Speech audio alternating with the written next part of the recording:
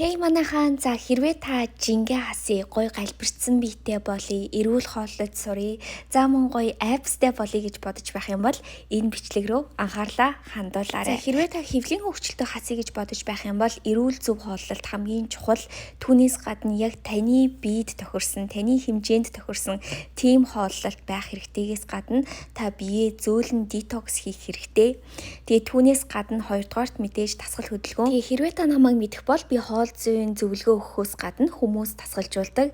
Тэгээ миний арга барил юу вэ гэх юм бол би эхлээд heat training буюу өөх хасалтын тийм дасгалыг хийлгээд дээрэс нь бага зэрэг жин нэмээд галбиржуулалт руу чиглүүлдэг байгаа. Тэгээд яг энэ арга барилаар миний үйлчлүүлэгч зөндөө олон гайхалтай үр дүнгуудыг гаргаж байгаа учраас энэ удаагийн 5 сарын сургалтандаа би дасгалжуулалтаа нэмэхээр болсон. Тийм учраас хэрвээ та яг бүрэн бүтэн хоол зүйн мэдлэгийг аваад дээрэс нь нэг хамт олныг байгуулад дасгал хөдөлгөөн хийгээд өөрийгөө бүтээе гэж бодож байх юм бол 5 сарын сургалтанд бидэнтэй нэгдээд өөрийнхөө хамгийн төгс хувилбарыг бүтээгээрэй.